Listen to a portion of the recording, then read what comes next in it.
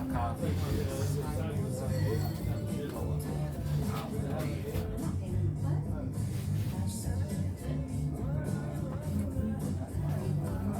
It would be funny if I was like, damn, what you put in this margarita? She's like, that's virgin. You're just stupid.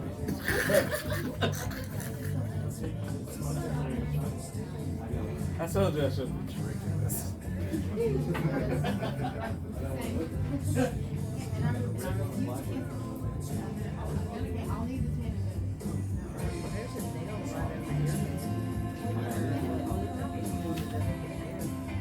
No, it's fine right there.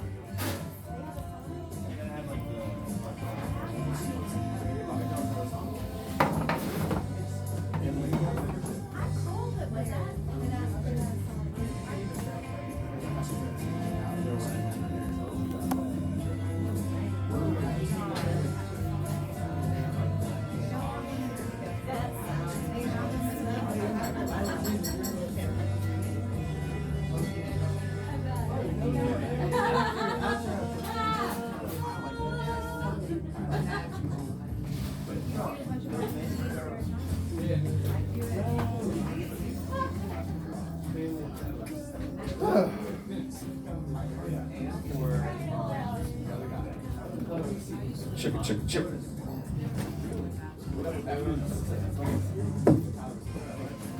Yeah. What's going down, ladies and gentlemen of the Fox's Lair tonight? Y'all doing okay? Everybody feeling okay? It's Monday night. It is comedy night. It's the Joust Comedy Calamity.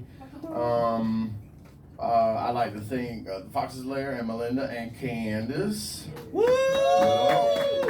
And also Quest Sound and Lights Productions, John Meeks for helping with lights, and Art of Bell Aim photography. Woo! Yeah. And this week's premise is that food that you had tried for the first time and the emotional response to having that, not having it sooner than that moment. For me, that was sour cream and onion potato chips. Because we had broke down on the side of the road whenever I was like 4 years old, right? And it was real hot in the summertime, and me and my sister was getting on my mama's nerves like big time, right? And then there was a store like right a little ways down the road, and Mama took us down there, and she got us some snacks, and I reluctantly picked sour cream and onion, thinking that I wasn't gonna like them, and I was all mad about it. And then I opened them up and I ate them, and then I was mad about not having them prior to that.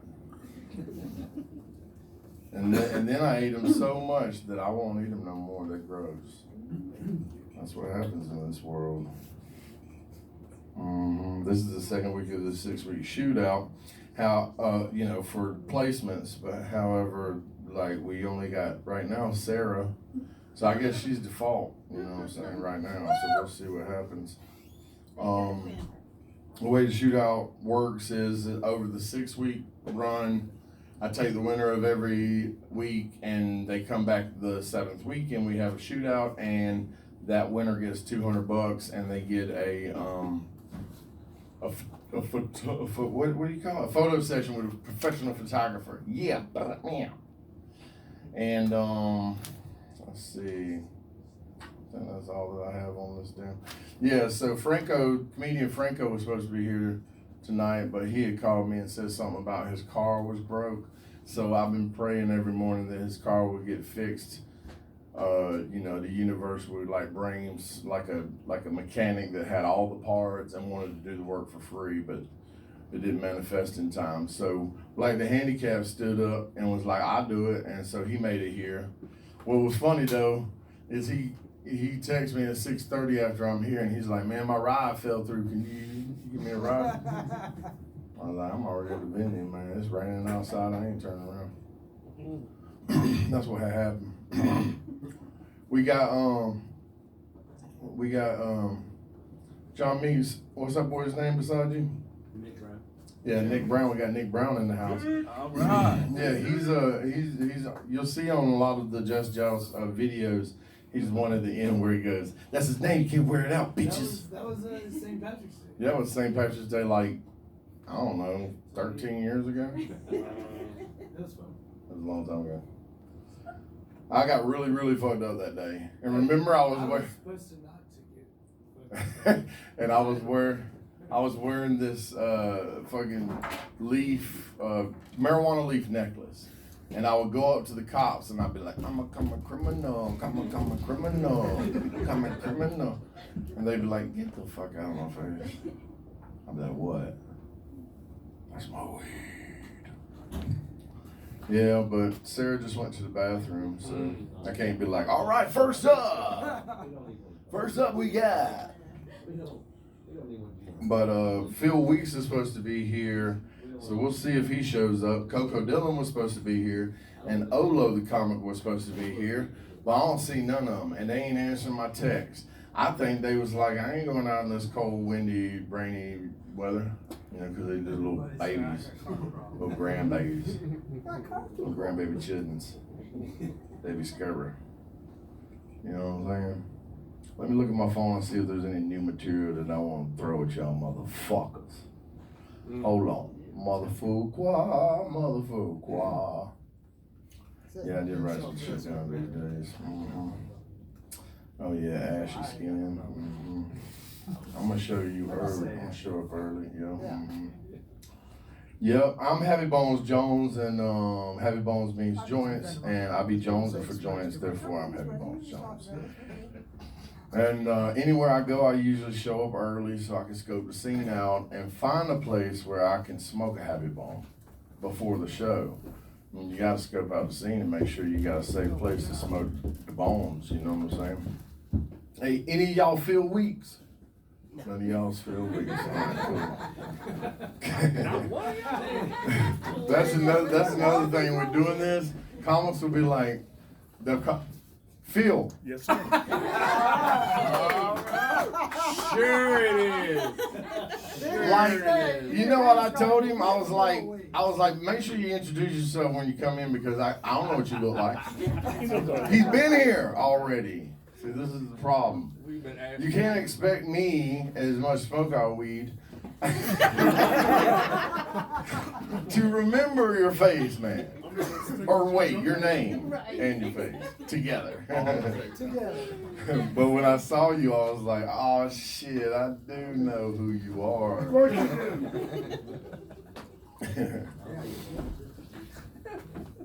Yep. Yeah, I smoke a lot of weed. I've been smoking every day since I was 17, except for the time I spent in jail. You can't smoke weed in jail. Well, you can, but you have to have it to smoke it, and it's hard to get in jail.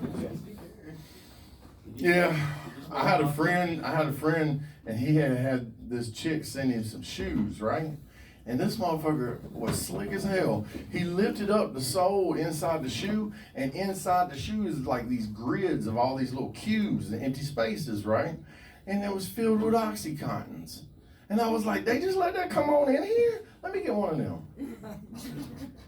And he was selling them bitches, boy. Woo! He had all the cigarettes.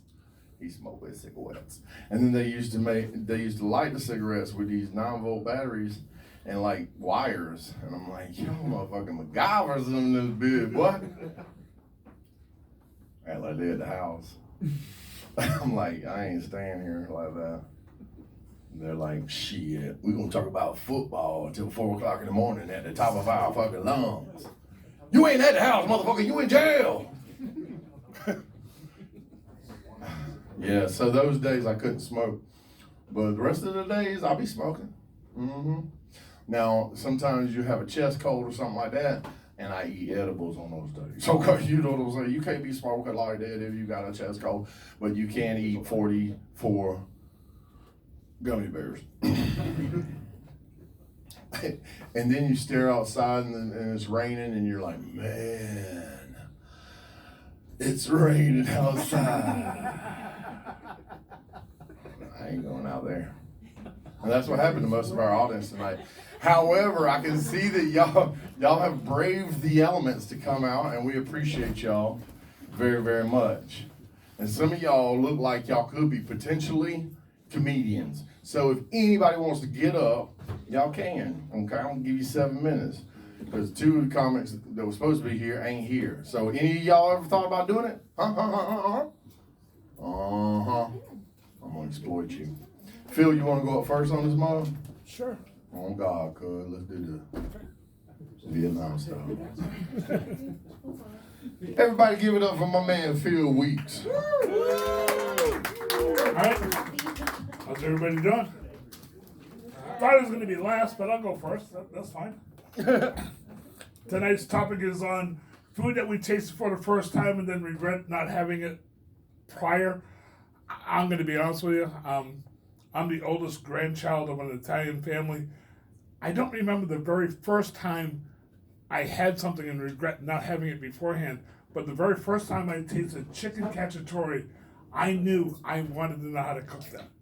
And I used to hang out with the women in the kitchen for a long period of time, and it used to kind of bother my grandfather, and he pulled me to the side and says, Olive, pet name from the family was Olive, which is a different story for a different time.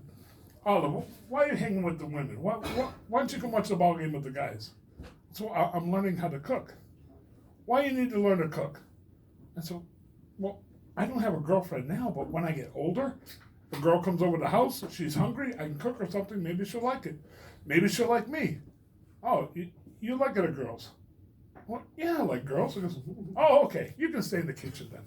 He was checking, he wasn't sure. And it took me about a good, year and a half. It always kind of bothered me, like, why would he think I didn't like, he thought, no. I was like, no, Grandpa. But my grandmother did teach me how to cook chicken cacciatore, and I thought it was a big shot because I got to use wine to do the cooking. My grandfather used to make his own wine.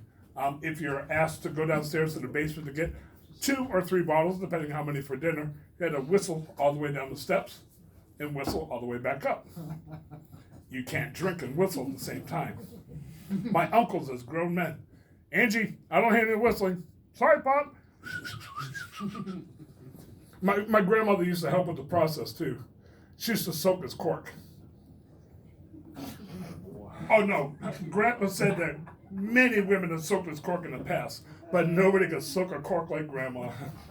A buddy of his used to make his own wine too, and she helped. She tried soaking 2 corks at the same time, but Grandpa said that he felt really uncomfortable about it, so she would just soak Grandpa's cork. Trying to get prepared for this, I did call my mom and ask her, was there a food that you gave me as a kid that I just went, why didn't you give this to me before? She went, no, but I do remember you being 3, 4 years old, and the very first time you had ice cream, you went crazy. She said I did that with all the other kids too. I said, okay. And it kind of made sense because when I was a younger guy, I used to work at an ice cream parlor, and we used to make our own homemade vanilla ice cream. I prefer the chocolate, if you know what I mean. But we did make our own homemade vanilla ice cream, and we used the vanilla bean instead of vanilla extract, which took a little bit longer time, but so much worth it. Is really really creamy and rich. We had a real busy night one night, getting ready to close. This phone rings. Woman wants a to-go order. So she wanted a gallon of vanilla ice cream. I said, I'm so sorry, we're real busy. We ran out, we don't have any. She went, no, shit. Well, could I get a half a gallon of the vanilla ice cream? And I said, maybe I wasn't clear.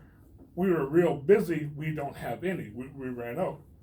I'm sorry. Well, can I get a quart of the vanilla? I said, ma'am, do me a favor. Spell the word late in chocolate. She goes, well, Late. I said, no, spell straw in strawberry. She goes, well, STRAW. I said, now spell fuck in vanilla. She goes, there is no fucking vanilla. I said, that's what I've been trying to tell you. I would have to say pizza is probably the most diverse food that there is. It could be a snack, it could be lunchtime, it could be used for supper. It was great hangover food back when I used to drink. I was a pizza guy forever. One of the houses I went to, regular customers ordered real late on a Monday night, kind of unusual, went to the door, realized that they had gone away for the weekend, came home late, they're hungry, here I am, okay. Little boy just got out of the bathtub, he's like 3, maybe 4 years old, real nice family. He's got Superman pajamas on, hair's all slicked back, just got out of the tub. Puts his hands on his hips and goes, "You can't see me." I said, "I can't?" He says, "Nope, I'm invisible." I said, "Oh, are you invisible because you're Superman?" "Yep." I said, "Well, if you're invisible, how did I know you were Superman?" Takes off running. Mom and I are kind of talking for a little bit. He comes back butt naked. "Can't see me now." Little pecker going. Knocked my socks off. Another time, this is kind of fun. Went to the door. Woman comes up the door in a see-through negligee. I'm like, she goes, come on in, put the pizza down anywhere. Put the pizza down on the table. She goes, come on, let's go upstairs. We go upstairs, screw our brains out. I'm like, what the fuck? Come back downstairs, I'm getting dressed, getting ready to leave. She goes, "Oh, are you hungry?" I said, "What? Yeah, a little bit." She goes, "You want a sandwich? I fixed you a ham sandwich." I went, "Okay." She hands me the ham sandwich. She goes, "Hey, I bet you're tired of pizza, huh?" "Yeah." Getting ready to leave. She goes, wait, here's your tip. And she tips me $5. I go, "Ma'am, I'm really confused."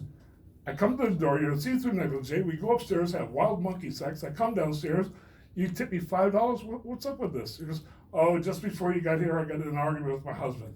I said, "What about the pizza guy?" He said, "Fuck the pizza guy. Give him $5. The sandwich? That was my idea."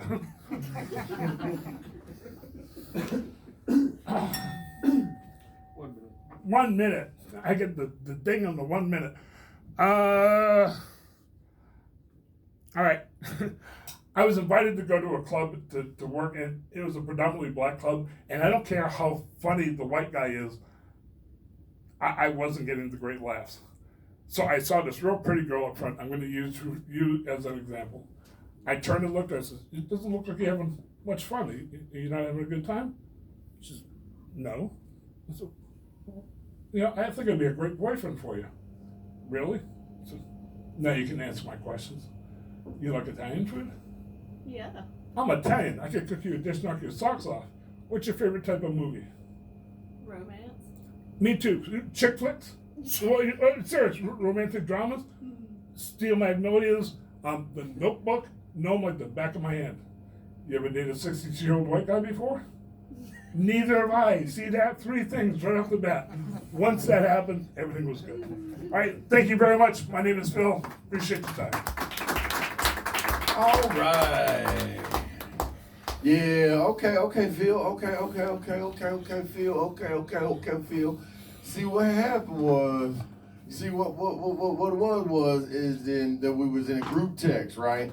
And I answered somebody that had asked about a spot, and then it turned out that Phil had misunderstood me and thought that I bumped him and put him off the list, and now he's not the first backup, but he's the second backup.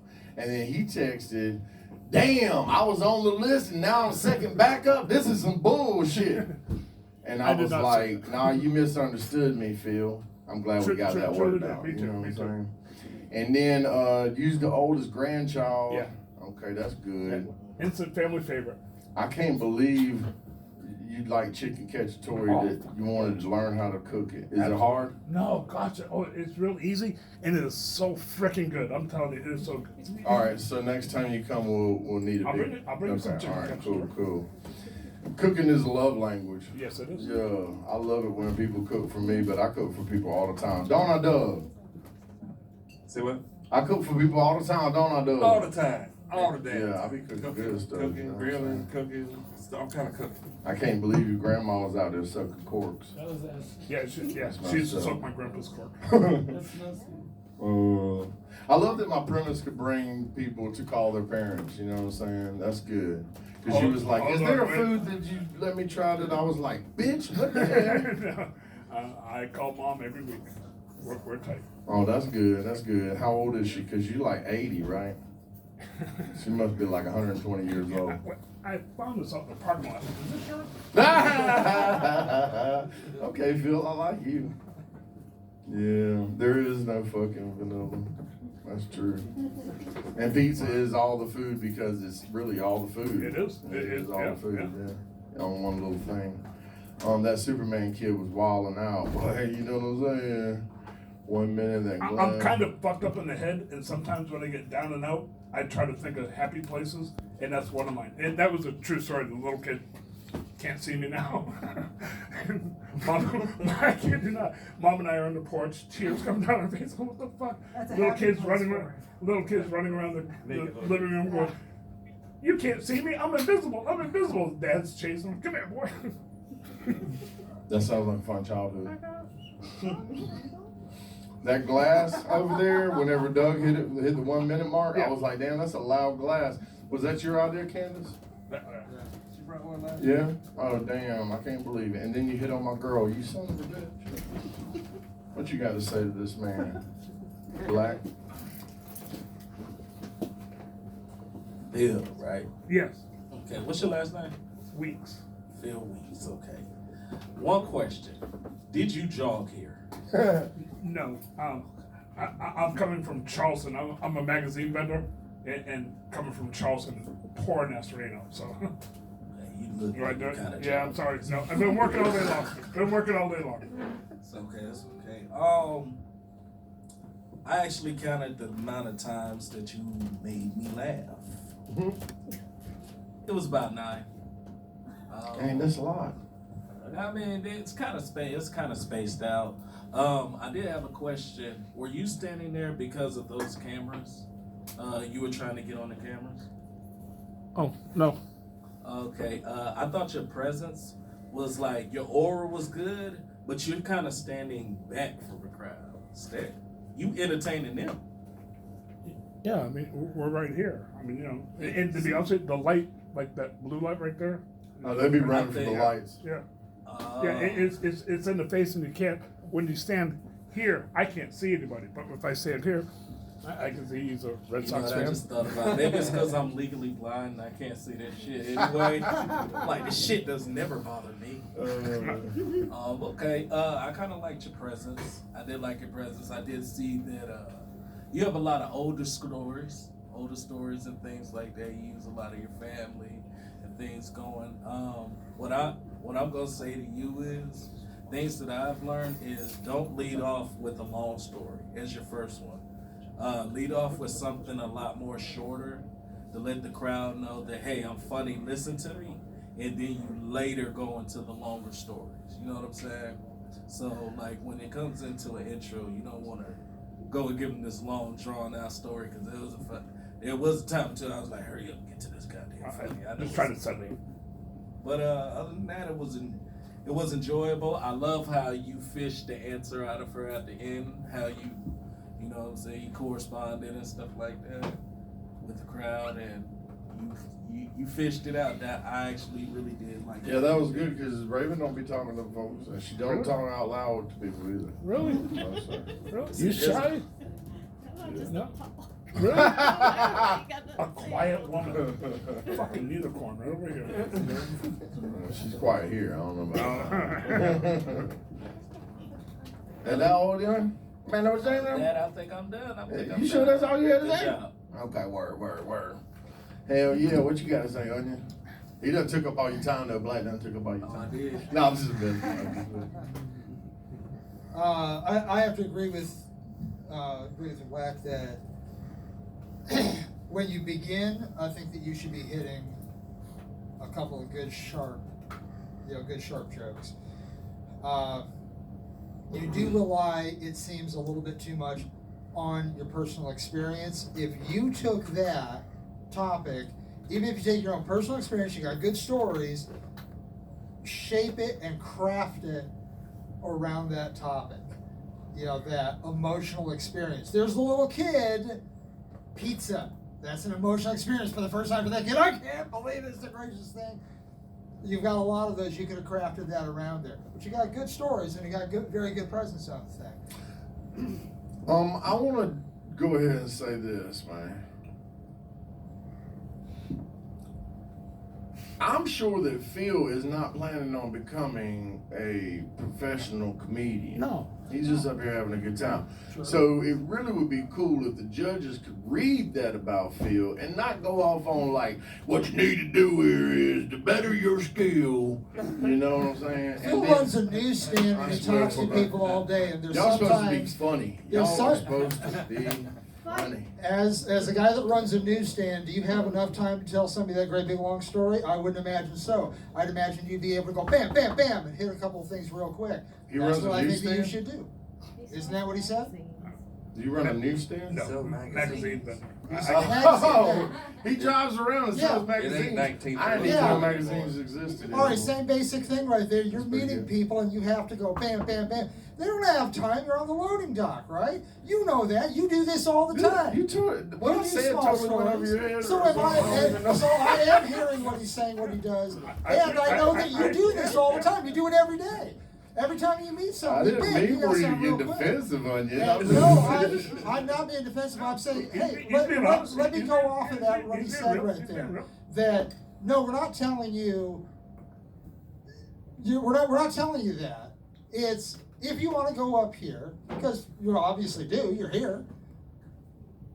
Black just said, I think that you should hit a couple of smaller ones right up the front because Yeah, we if you heard all come that up as a fucking shit. stand-up- Jesus Christ! I know, but not as many comics showed up, so we got the time to go. And you said I should keep it short. So I'm keeping it shorter than the I Ripping normally Boy. would. It's okay. It's okay. This is amazing. The worst thing in the world. The worst thing in the world. I'm loving it. Let's do this. What do you think, Doug? I was expecting Doug to be like, it was good. Yeah, I fucking loved it. I actually I thought you were really good, man. I enjoy you're a great storyteller. You're like one of those storytellers that would trick a motherfucker into learning some shit while you're trying to tell them a joke at the same time. So they're like, ah, holy shit, I did that. You know, one of those types of things. But great storyteller. You're engaging. You're fun to listen to. I too know a lot of good cork soakers.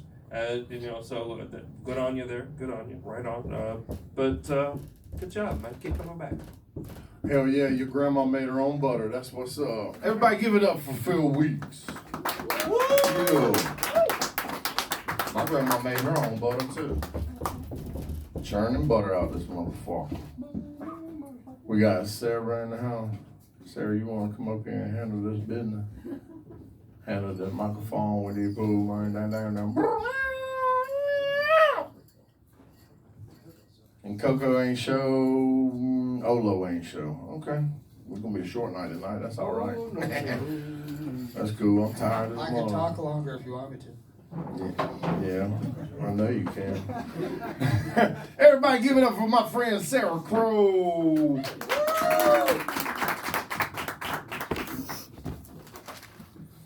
Chugging non-alcoholic beer still makes you take a whiz. Just like real beer. It's authentic. I just, God damn. Y'all were still arguing about Phil amongst yourselves, but I had time to go to my truck, put eye drops in my eyeballs, go take 2 peas, because ADHD medication is not as fun as cocaine, but it makes you pee and makes your eyeballs dry. Y'all still arguing. Are you guys in the army over here? Or the military? Or you doctors? What are you? Air Force. I knew it. I had some army cockasses be rude to us at the restaurant the other day. No. Army? Army. I'm gonna stand somewhere. See? I hide behind this pillar because it's just funnier that way. You can only hear me be funny. With some army cockasses coming to the restaurant, just being like cockasses, but like they were mostly just socially awkward, right? And just like, you know, they were taking the lead from whoever their CO was at the head of the table, and he was just a cockass. But like, I was in from 2000 to 2005, so I'm old as fuck. But like, we wore our social awkwardness back then because we all shopped at Hot Topic. It was really bad. But these guys were like normally dressed, but just dicks. Didn't want to make eye contact. Yeah, we're good. Everything's good. Fuck you. Okay.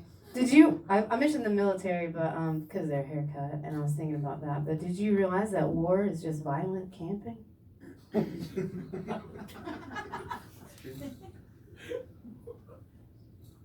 I'm gonna do it. Y'all were talking about jail? I've only been arrested one time. What do you think it was for? Don't say drugs. It's just because I mentioned blow. No. Don't say drugs. It was 2007. I was on my way on Riverwatch Parkway, just moseying along, and I had a like shit job at Harley Davidson or something. and I was working as a waitress, but like I brake checked because I saw a cop and he got behind me. So I saw you slow down. I was like, okay. He's like, you weren't speeding. I was like, good. Why are you pulling me over? He's like, your insurance is lapsed. I got taken to jail and had profuse diarrhea for 3 days in front of a bunch of women because it was a holiday weekend. I was in for 36 hours. And I was really nice, and I taught the girls how to draw. I was allowed pencils, but I learned how to sharpen them on a wall, which I thought was great. And some girl made me a friendship bracelet out of her jumpsuit. It was the best time of my life. No, I'm kidding. I did jump on a white people trend, y'all. No, not racism. Pickleball. Spoiler alert, ain't no goddamn pickles. None. Which brings me to my next topic. My world got rocked last week. Somebody gave me, what are they called? Oh snap dilly bites. That sounds gay as shit. But they're pickle chips, they're spicy, they're flavorful, they're on the go, they're in a pouch, a resealable pouch that you put in your car that reseals so it doesn't dry out, and it's not shaped like Hulk Hogan's dick. Not Hulk Hogan, the Hulk. What's the weirdest thing you put in your mouth? But like you're driving, you want a pickle, but it's a little awkward. So I was just really excited about it. Oh snap dilly bites found at all of your Circle K's and every $9 million Generals that you can go to on every street corner here in Augusta, Georgia. Speaking of sucking dick. This one's a good one. Y'all are old still. Well, some of y'all are old, so you're gonna like it, I think. In 1998, one of my favorite musicians was arrested for sucking dick in a bathroom in Los Angeles, California. Don't say his name yet. You don't know who it is. Y'all are still thinking. It wasn't Pee Wee Herman. That was a whole different thing. Shut up! I said don't say his name, Bill. Oh, I'm sorry. Whatever. Doesn't matter. Mad ass. Now I have more to say about it. Don't judge y'all. It was the 90s. Gay men could only hang out in either bathrooms or public parks. That's what happens. I met the musician a couple years before this incident occurred. 1998. I was born in 81, so I was like, 17. So I was about 12, 13 years old. Panama City Beach, Florida on vacation with my Panama Jack sunglasses and my hypercolor windsuit. And I see the hottest man come out that ocean, just like salt water dripping down his chest all over his nipple hair. It was George Michael. Was he wearing jams or was he wearing whams? Jams. Whams! He was in the musical group Wham! Remember he was in love with the other guy? I got a million of these.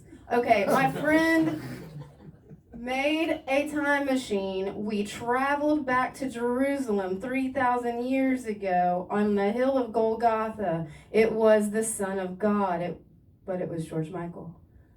Is he the Lamb of God or is he the Wham of God? All right. The Wham. Thank you.